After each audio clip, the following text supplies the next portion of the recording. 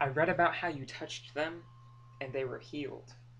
Or even if someone just touched your cloak, they were forever changed.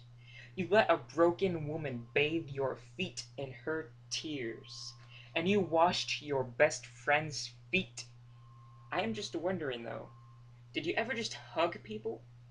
I mean, I know that it is a silly question, and I'm sure you would have. Why wouldn't you? But it's one of those things that was never mentioned, and it got me thinking.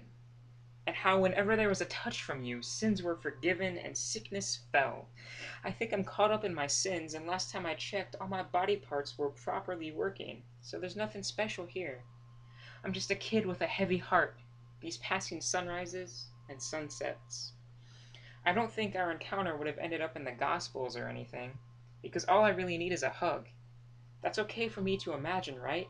It's not going to be conflicting with any sort of theology, is it? Okay, good. Then hug me. But not one of these sideways, one arm around the neck type hugs, or the ghetto right hand clasp fists, elbows to chest, pit pat on the back, or you put your right arm over my right arm and I put my left arm over your left arm and we make this weird sort of diagonal thing. Nah, man, none of those. Bear hug me, man! Take your old school carpenter arms and throw them over my upper body, leaving my arms dangling underneath yours somewhere, and I can barely move them because you're squeezing me so hard. But don't pick me up and make my back pop, because I hate it when people do that. And hold me. Hold me here in your arms until I start to cry, because I want to cry. But I just can't seem to do it on my own.